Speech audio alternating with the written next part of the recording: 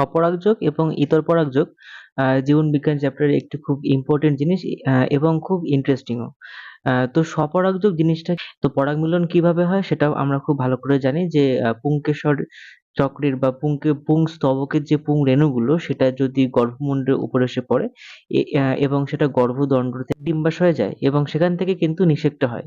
এবার এই যে নিষেক প্রক্রিয়াটা দুটো ভাবে হয়, একটা হচ্ছে স্বপরাগযোগ আর একটা হচ্ছে ইতর পরাগযোগ।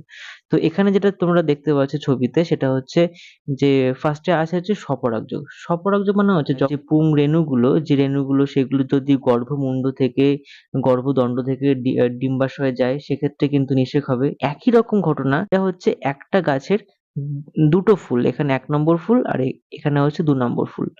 যদি এখান থেকে পরাগ রেণুগুলো নিয়ে ফুলের থেকে ওই গাছেরই অন্য ফুলের মধ্যে এটা হয় তাহলে সেটা কিন্তু স্বপরাগযোগ। তাহলে স্বপরাগযোগ কিন্তু দুটো ভাবে হতে পারে। একটা হচ্ছে যে ফুল থেকে আমি নিচ্ছি, যে ফুল থেকে পতঙ্গরা পরাগ রেণুগুলো নিচ্ছে যদি সেই ফুলেরই আবার গর্ভমুণ্ডে এসে পড়ে সেই পরাগ রেণুগুলো তাহলে কিন্তু হচ্ছে সেটা স্বপরাগযোগ। আবার যদি এবার চেঞ্জ হয়ে সেই ফুলের মনে করো দুটো ফুল আছে ওই গাছের, তাহলে একটা ১ নম্বর গাছ থেকে বা ১ নম্বর ফুল থেকে যদি পরাগ রেণুটা নিয়ে যদি ২ নম্বর যে ফুলের গর্ভমুণ্ডে এসে যদি সেই পরাগ রেণুগুলো ফেলে দেয় তাহলে কিন্তু সেটা হচ্ছে ইতর পরাগযোগ। ইতর পরাগযোগের ক্ষেত্রে ব্যাপারটা ঠিক উল্টো হয়। উল্টো কিরকম?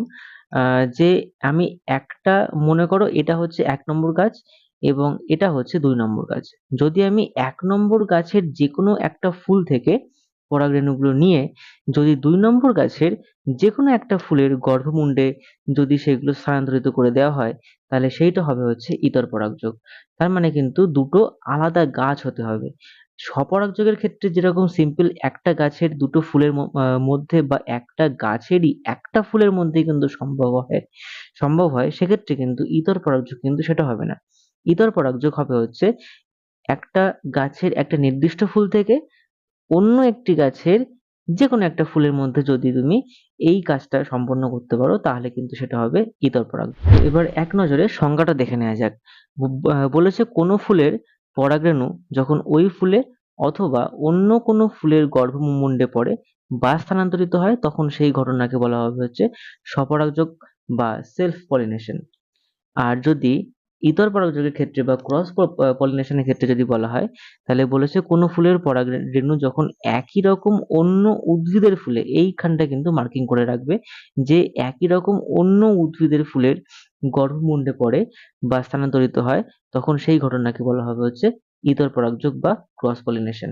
এক্ষেত্রে বলে রাখা ভালো, অনেকে যেটা কোয়েশ্চেন করে যে আমি আম গাছের একটি মানে মুকুলের রেণু নিলাম, রেণু নিয়ে আমি লেবু গাছের একটি ফুলের গর্ভমুণ্ডে গিয়ে সেটাকে আমি স্থানান্তরিত করলাম, তাহলে কি সেক্ষেত্রে হবে? উত্তর কিন্তু হবে না। এবার সঙ্গে সঙ্গে সংজ্ঞা লেখার পরে কি দেয়? সংজ্ঞা লেখার পরে সঙ্গে সঙ্গে চাইবে হচ্ছে উদাহরণ। কতগুলো ফুলের নাম লেখা রয়েছে এবং কোন কোন ফুলের কিন্তু স্বপরাগযোগ হয় আর কোন ফুলে কিন্তু ইতর পরাগযোগ হয় সেটা কিন্তু একবার দেখে নেওয়ার পালা। তো সবগুলো মুখস্থ করার দরকার নেই। এখানে স্বপরাগযোগ এখানে দুটো দেওয়া রয়েছে, একটা হচ্ছে শিয়ালকাঠা আর হচ্ছে দোপাটি। খুব ভালো কথা। আর ইতর পরাগযোগ এখানে ৫টা নাম লেখা আছে, ৫টা মুখস্থ করলেই হবে। একটা হচ্ছে চাপা, আকন্দ, জুঁই, মুসান্ডা, সন্ধ্যামালতী ইত্যাদি। এবার আসি একটা ইম্পর্টেন্ট জিনিস নিয়ে, সেটা হচ্ছে পরাগ মিলনের আমরা সবাই সুবিধে জানি যে পরাগ মিলন হলে কি হয়, সেটা হচ্ছে ফুল থেকে ফল হয়।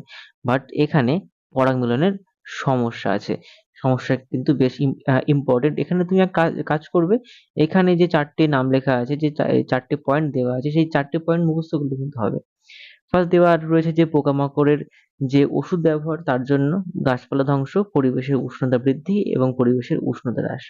যদি এই ৪টে পয়েন্ট মনে রাখা যায় তাহলে ৪টে পয়েন্ট থেকে একটা বা দুটো সেন্টেন্স কিন্তু আমরা খুব সহজেই লিখতে পারবো। তো ফার্স্ট যে পয়েন্টটা দেওয়া আছে এখানে সেটা বেশি পোকা মারার ওষুধ ব্যবহারের ফলে মৌমাছির মতো পতঙ্গের অভাবে পরাগযোগ কিন্তু ব্যাহত হচ্ছে। নাম্বার 2 কি লেখা আছে? উষ্ণতার তারতম্যের জন্য ফুল ফোটার সময় পরিবর্তিত হচ্ছে, এর জন্য পরাগযোগ ব্যাহত হচ্ছে। আর নাম্বার 3 হচ্ছে যে শিমুল জাতীয় গাছ কেটে ফেলায় ফলে বাদুড়ের মতো পরাগ সংযোগের বা পরাগযোগের বাহকের কিন্তু বাসস্থান নষ্ট হচ্ছে, এজন্য কিন্তু পরাগযোগ।